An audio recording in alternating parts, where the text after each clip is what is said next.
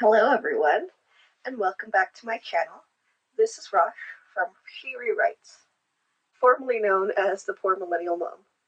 So, I'm here to give you a little bit of an update, share what's going on, talk through how I'm changing this channel, what I'm doing now, what happened, and of course where my debt is at, because that's what this channel was originally for. So let's start with some story time, and then we'll move on, and I'll give you a little bit of insight into what I'm doing next and where my debt picture is and my plans and all of that.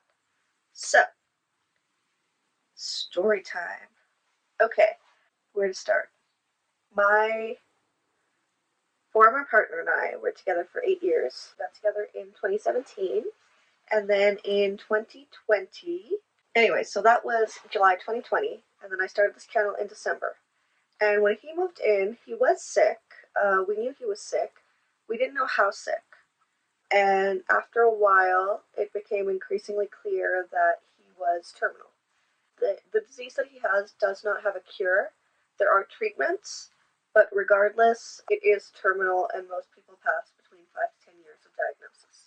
So he continued to get more and more sick and more unable to work. And then in 2023, we moved out of our previous place. We moved to a different house because our lease was up and the house we were living in was being sold. So we moved into a new house, and in September of that year, he spent a month in hospital. That was really hard because we just moved. My kids were going back to school. I was just starting grad school. It was a lot at once. It was really hard. It was a hard time. And after that, he didn't work very much anymore after that. And I was working. At the time, the job I was in was not a good fit, I guess is the best way of putting it. It wasn't where I wanted to be. I didn't enjoy the work I was doing. And I felt a lot like I was being taken advantage of. I switched jobs, but I took a pay cut, so that didn't help. And then that job also didn't work out, so now I'm at a different job. But regardless, my income was not very high, and I became the breadwinner for our entire family. He did not want to apply for benefits. He did not want to use any of the resources that were available for him in Canada. There are significant benefits that you can access if you are terminal. There are social nets in place. He did not want to use any of those. So there was an incredible amount of pressure on me to keep our family going, to pay the bills. And so as a result of that, we weren't doing well. We really weren't. And, I was angry, and I was bitter, and I was resentful, and I didn't have time for anything. I didn't have energy for anything. And we kind of had a bunch of fights, and it ended up that we parted ways. The kids and I are now moving with my parents. He is not living with us. I don't know where he's living. I know he's still in Calgary. We do still see each other once in a while because he is my kid's ex-stepdad, and they have a very good relationship with him. But yeah, so now I'm living with my parents, which is not where I wanted to be in my 30s for sure. This is my childhood bedroom. It doesn't look like it did when I was a kid.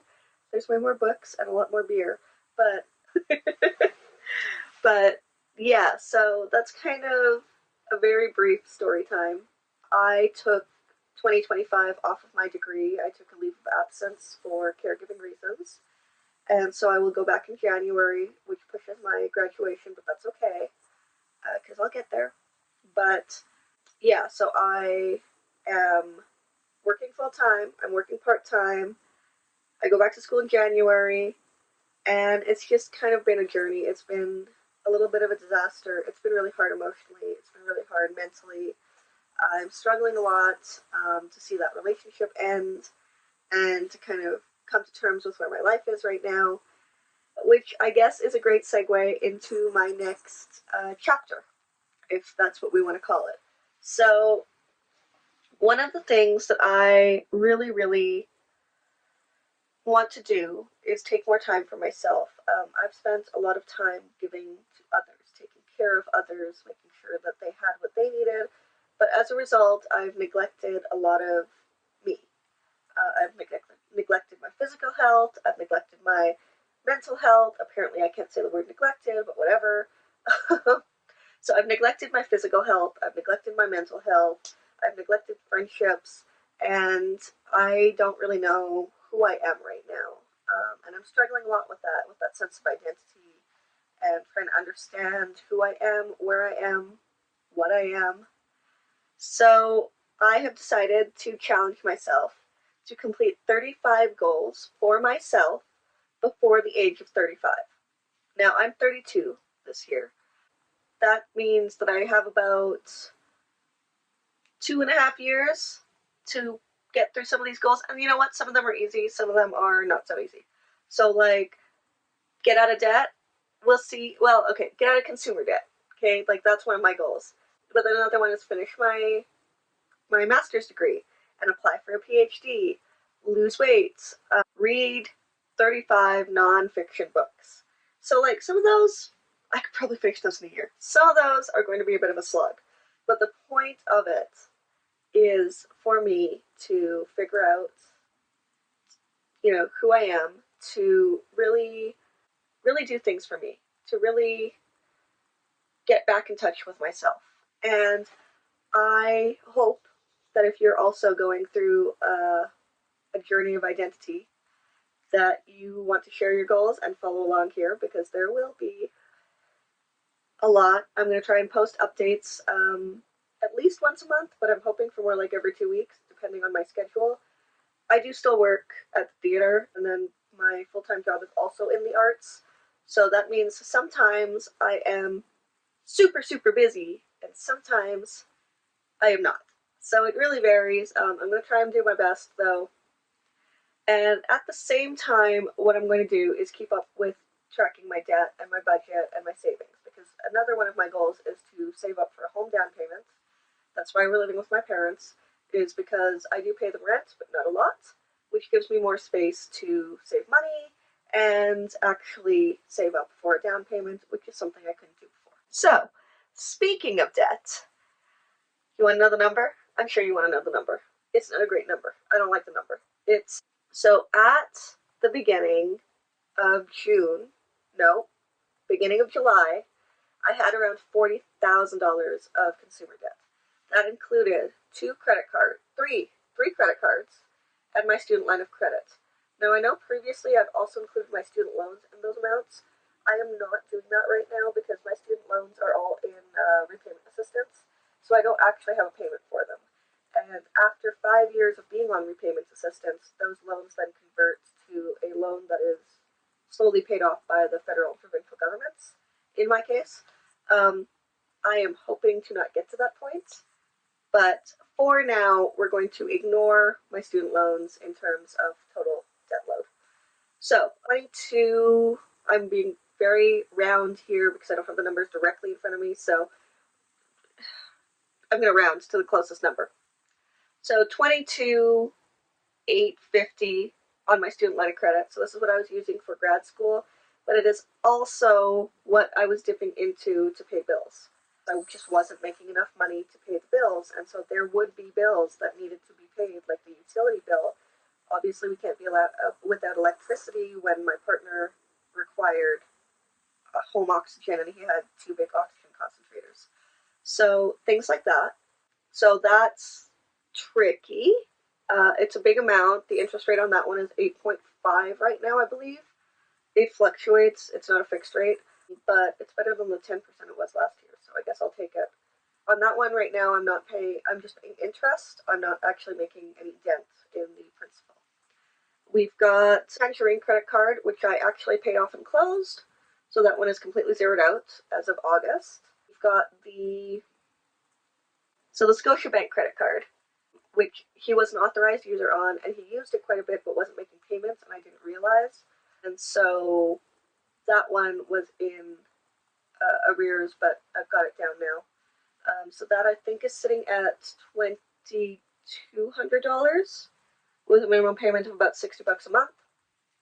There is my RBC credit card, which is sitting at about $10,000 with an interest rate of 25.99, so that's probably what I need to tackle sooner rather than later. And then there's the Neo card, which has a limit of 1,000. I think it's sitting at like $950 right now. But all in all, it's about, at this point, 36K, 37, somewhere in there. I did get some money back in July that I used to pay down debts, and then I also pulled from some savings to pay down debts.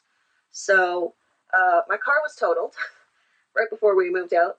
So that, I got a payout for that.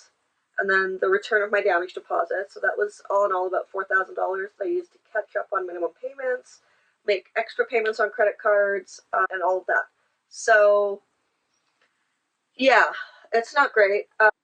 I'm still debating whether I want to do the debt snowball or the debt avalanche. On the one hand, the small wins are really nice.